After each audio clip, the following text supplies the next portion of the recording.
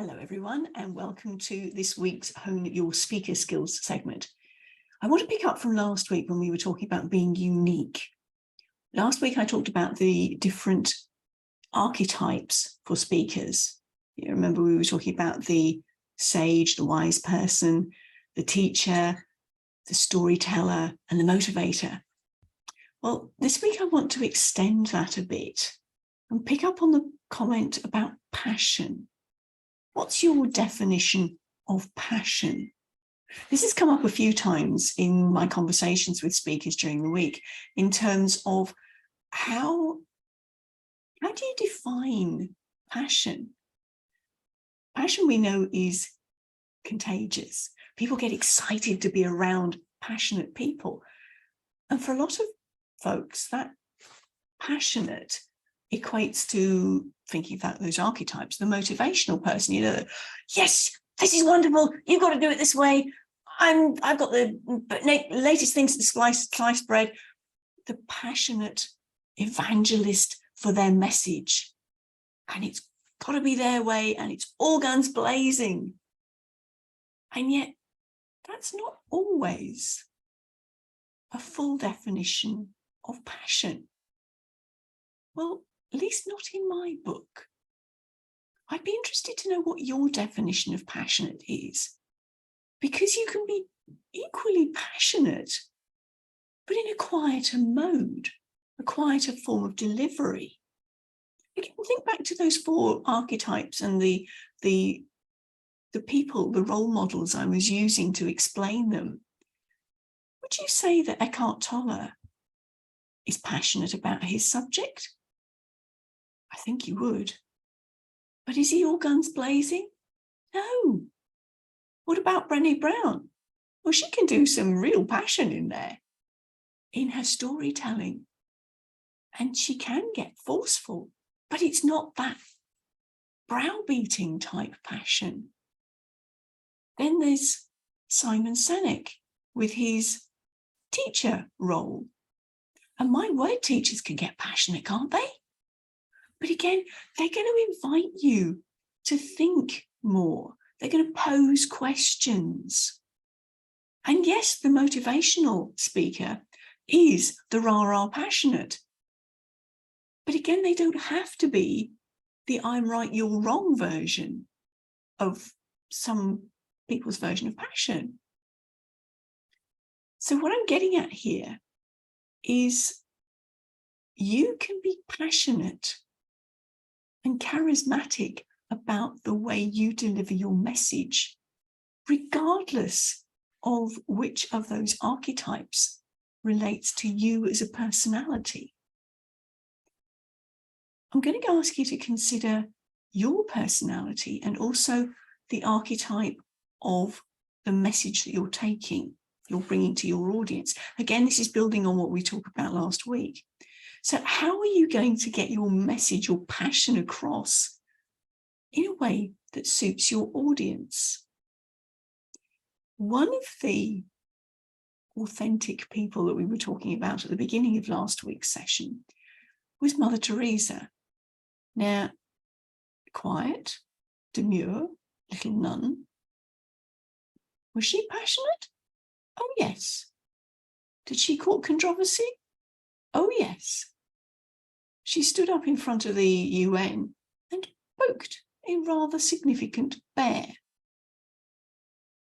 in what appeared to be a quiet, demure way.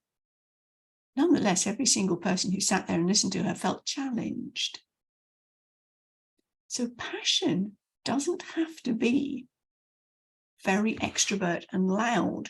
You can be equally passionate and measured and have a very effective result.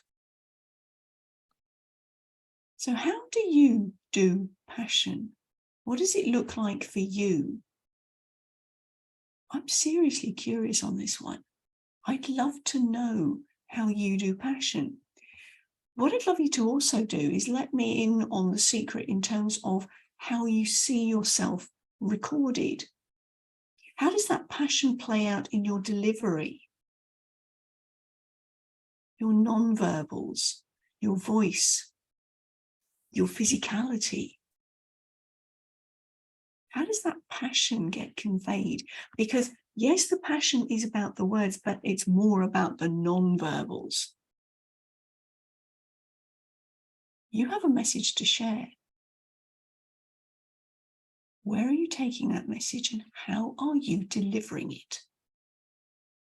Where are you on the passion scale? As I said, you can be very passionate, but very measured. Where do you sit? How do you do passion? I'd invite you to record yourself. You've probably got Zoom, most of us have. You can record yourself and keep that as a record and watch yourself over time. How are you developing that passion? When you do any presentation, I strongly recommend that you record yourself. And if you record yourself from further back in the room and you get the backs of heads, great, you've got some social proof there that other people have heard you. That can then become part of what's known as a sizzle reel. You can splice bits of that for your socials, sound bites. You get a good one. And also you can, within that recording, you can spot where the audience really resonated. Because again, if you're behind them, you can see them physically leaning in. Where are you making connections? Where are those phrases that really speak to your audience? Not only from the words themselves, but also how you delivered it. What energy were you bringing? Was it the rah-rah? Was it the teaching? Was it the wisdom? Did you tell a fabulous tale that got your audience involved? Where are you bringing your passion? How are you bringing your passion? What does it look like for you? And is it speaking to your audience? That's the other question. Because don't forget, there's two sides to this. There's you being you authentically. And what does your ideal audience want to get from you?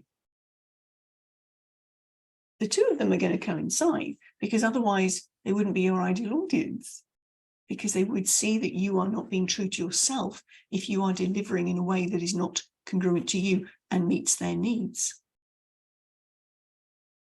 So again, how do you do passion? I would love to know your version of passion. Does it coincide with your archetype? Please do let us know in the notes. Come back next week. Oh, and on that passion note and the uniqueness, keep an eye out for podcast opportunities and then let people know about them passionately. Get excited, share them along. What have you got going on? Share your passion. That's for me today. Bye for now.